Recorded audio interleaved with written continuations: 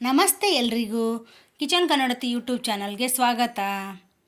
ಇವತ್ತು ನಾನು ಒಂದು ಮಸಾಲ ಚಪಾತಿ ಮಾಡ್ತಿದ್ದೀನಿ. ದಿನ ಮಾಮೂಲಿ ಚಪಾತಿ ತಿಂದು ಬೇಜಾರಾದರೆ ಇದನ್ನೊಮ್ಮೆ ಟ್ರೈ ಮಾಡಿ, ತುಂಬ ಚೆನ್ನಾಗಿರುತ್ತೆ. ಇವಾಗ ನಾನು ಏನು ಮಾಡ್ತಿದ್ದೀನಿ ಅಂದರೆ, ಒಂದು ಮಾಮೂಲಿ ಚಪಾತಿ ಮಾಡ್ತೀವಲ್ಲ ಅಷ್ಟು ಹಿಟ್ಟು ತೊಗೊಂಡು ಒಂದು ಚಿಕ್ಕದಾಗಿ ಚಪಾತಿ ಹತ್ತ ಲಟ್ಟಿಸ್ಕೊಂಡಿದ್ದೀನಿ. ಆಲ್ಮೋಸ್ಟ್ ಸ್ವಲ್ಪ ಚಿಕ್ಕ ಚಪಾತಿ ಬರುತ್ತಲ್ಲ ಅಂಗೈ ಆಗಲಷ್ಟು ಅಷ್ಟು ಚಪಾತಿ ಲಟ್ಟಿಸ್ಕೊಂಡಿದ್ದೀನಿ. ಅದಕ್ಕೆ ಒಂದು ಅರ್ಧ ಟೀ ಸ್ಪೂನು ಖಾರದ ಪುಡಿ, ರುಚಿಗೆ ತಕ್ಕಷ್ಟು ಉಪ್ಪು ಮತ್ತು ಚಿಟಿಕೆ ಅರಿಶಿನ ಪುಡಿ. ಖಾರ ಉಪ್ಪು ನಿಮ್ಮ ಟೇಸ್ಟಿಗೆ ಹಾಕೋಬೋದು ನೀವು.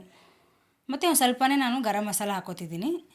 ಹಾಕ್ಕೊಂಡು ಫಸ್ಟು ಮೂರೂ ಡ್ರೈ ಆಗಿ ಮಿಕ್ಸ್ ಮಾಡಿಕೊಂಡು ಅದಕ್ಕೆ ತುಪ್ಪನೋ ಎಣ್ಣೆನೋ ಬೆಣ್ಣೆನೋ ಏನಾದರೂ ಹಾಕೋಬೋದು. ನಾನು ತುಪ್ಪ ಹಾಕೋತಿದ್ದೀನಿ. ಅದಕ್ಕೆ ಎಷ್ಟು ಬೇಕೋ ಅಷ್ಟು ತುಪ್ಪ ಪೂರ್ತಿಯಾಗಿ ಅದೆಲ್ಲ ಮಸಾಲ ಅಷ್ಟು ಕಲಿಸ್ಕೊಂಡು ಅದನ್ನು ಎಲ್ಲ ಇವನಾಗಿ ಸ್ಪ್ರೆಡ್ ಮಾಡ್ಕೋಬೇಕು ಫುಲ್ ಚಪಾತಿಗೆ.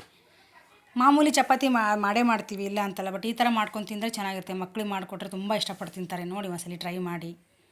ಅದನ್ನ ಒಂದು ಚಾಕು ತೊಗೊಂಡು ಒಂದು 4 ಭಾಗ ಮಾಡಿ ಕಟ್ ಮಾಡಿ ಅದನ್ನು ಒಂದೊಂದೇ ಭಾಗನ ನಾನು ರೋಲ್ ಮಾಡ್ತಿದ್ದೀನಿ. ರೋಲ್ ಮಾಡಿ ಮತ್ತೆ ಅದ್ರ ಮೇಲಿಟ್ಟು ಅದ್ರ ಮೇಲೆ ಇನ್ನೂ ರೋಲ್ ಮಾಡ್ತಿದ್ದೀನಿ.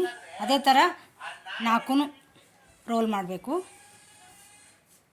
ರೋಲ್ ಮಾಡಿ ಇವಾಗ ನೋಡಿ ರೆಡಿಯಾಗಿದೆ ಚಪಾತಿ. ನೀವು ಹೀಗೂ ಮಾಡ್ಕೋಬೋದು, ಬರೀ ಚಪಾತಿನೂ ಮಾಡ್ಕೋಬೋದು ಅಷ್ಟೇ. ನಾನೇನು ಮಾಡ್ತೀನಿ, ಅದ್ರ ಮೇಲೆ ಸ್ವಲ್ಪ ಎಳ್ಳು ಹಾಕ್ತೀನಿ. ಇನ್ನೂ ಚೆನ್ನಾಗಿರುತ್ತೆ, ಟೇಸ್ಟು ಚೆನ್ನಾಗಿರುತ್ತೆ ಮತ್ತು ಆರೋಗ್ಯಕ್ಕೂ ಒಳ್ಳೆಯದು. ಬಿಳಿ ಎಳ್ಳು ಬರುತ್ತಲ್ಲ, ಬಿಳಿ ಎಳ್ಳು, ಅದನ್ನ ಸ್ವಲ್ಪ ಹಾಕ್ಕೊಂಡು, ಹಾಗೆ ಸ್ವಲ್ಪ ಕೊತ್ತಂಬರಿ ಸೊಪ್ಪು ಗಾರ್ನಿಷಿಂಗ್ಗೆ ಚೆನ್ನಾಗಿ ಕಾಣಿಸುತ್ತೆ. ಅದು ಮಸಾಲ ಚಪಾತಿನೂ ನೋಡೋಕ್ಕೂ ತುಂಬ ಚೆನ್ನಾಗಿ ಕಾಣಿಸುತ್ತೆ, ಟೇಸ್ಟು ಚೆನ್ನಾಗಿರುತ್ತೆ. ನೀವು ಇದರಲ್ಲೇನು ಪಲ್ಯ ಚಟ್ನಿ ಏನೂ ಬೇಕಾಗಿಲ್ಲ.